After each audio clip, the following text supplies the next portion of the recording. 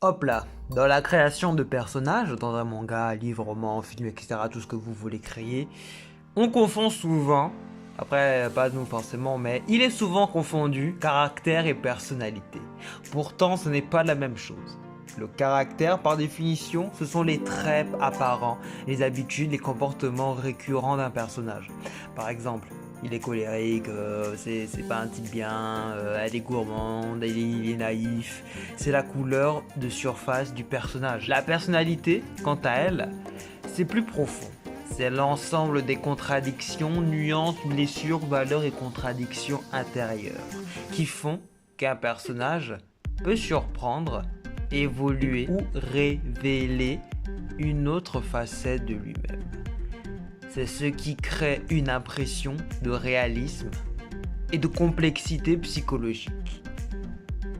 Exemple simple, le personnage de Naruto a un caractère brouillant, têtu et énergique, mais sa personnalité est bien plus profonde. Derrière son exubérance, il cache une grande solitude et une soif de reconnaissance. Gojo Satoru, dans Jujutsu Kaisen, décontracté je dirais, arrogant, mais sa personnalité révèle une tristesse cachée, un sens de la responsabilité énorme et une douleur liée à son passé. Un des motifs de cette vidéo, c'est avant tout le caractère des Mugiwara dans One Piece. Je ne lis pas One Piece, du moins je ne lis plus One Piece, mais ça m'arrive d'apercevoir des extraits de scans, d'extraits d'épisodes ou de tomber sur des épisodes à la télé et d'avoir un petit constat vis-à-vis des personnages de One Piece que je sais, je ne suis pas le seul à avoir. Oui. Dans One Piece, les Mugiwara, les chapeaux de paille, sont extrêmement aimés. Mais si on les analyse sur le plan strict de la construction narrative, beaucoup souffrent d'un excès de caractérisation et d'un manque de personnalité, du moins après l'ellipse.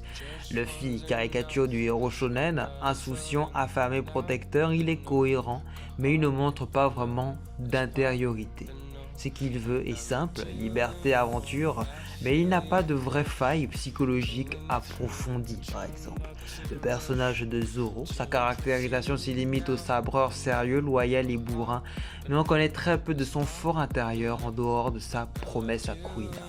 Sanji, le cuisinier, oui, cuisinier gentleman, obsédé par les femmes, très exagéré, mais finalement son personnage repose plus sur des gimmicks comiques que sur une personnalité psychologique profonde.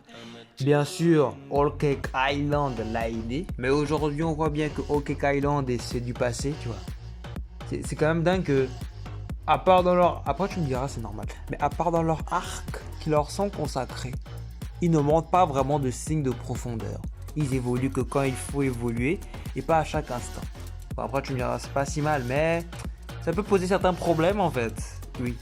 Usopp, un des rares qui se rapproche d'une vraie personnalité, il est peureux, menteur, mais derrière, il a des complexes, un besoin de reconnaissance et une humanité qui les rendent riches. Nami, au départ forte personnalité, vol, manipulation, souffrance liée à Arlong, mais après elle est souvent réduite à son rôle de la fille du groupe, avec quelques éclats émotionnels, mais pas forcément une évolution constante.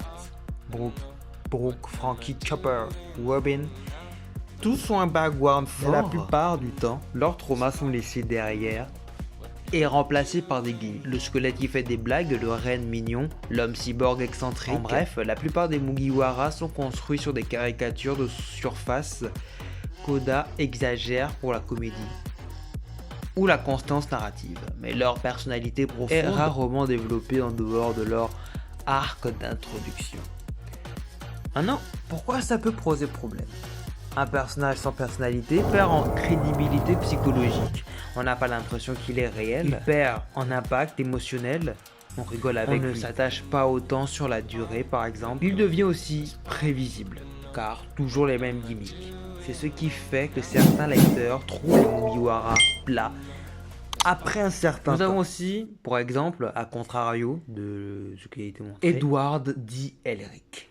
Caractère colérique, orgueilleux, sarcastique, mais personnalité profonde. Culpabilité pour sa mère, douleur liée à son frère, sens de la justice. Il a peur de perdre ses proches. Sasuke, dans Naruto, même si malgré les défauts qu'on peut lui trouver, caractère froid, distant, personnalité, obsédé par la vengeance en conflit, permanent entre sa haine et attachement. Ces personnages respirent la vie parce que leurs réactions ne sont pas dictées uniquement par un gimmick, mais par un ensemble complexe de valeurs, de blessures et de contradictions.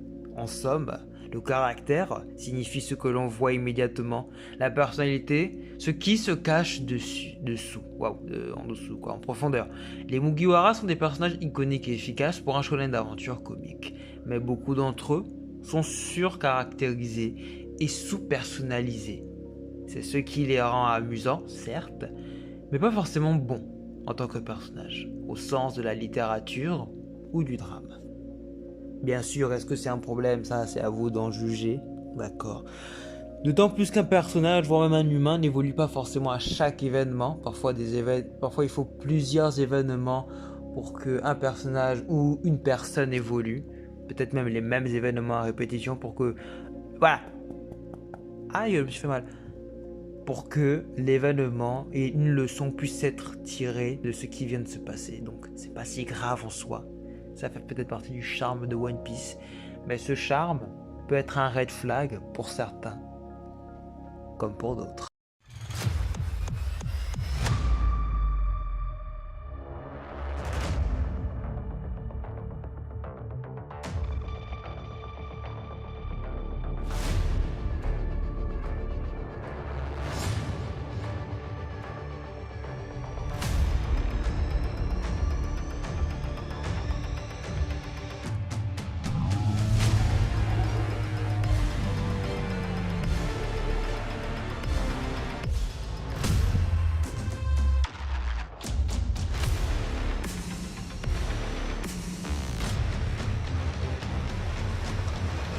Merci à tous d'avoir regardé cette très courte vidéo sur le monde incroyable et magnifique d'un monde majestueux, notamment pas un en particulier, mais voilà. J'espère que les vidéos vous plaisent. On arrive bientôt à la fin d'année et aussi à la fin des vidéos, enfin à la fin des vidéos de l'année. Je vais peut-être prendre une petite pause pour consacrer un petit peu ma carrière, essayer de la consolider un peu, voilà. On se dit à la prochaine, bien évidemment, pour une prochaine, bien évidemment, vidéo, bien évidemment. Clin d'œil. Bye.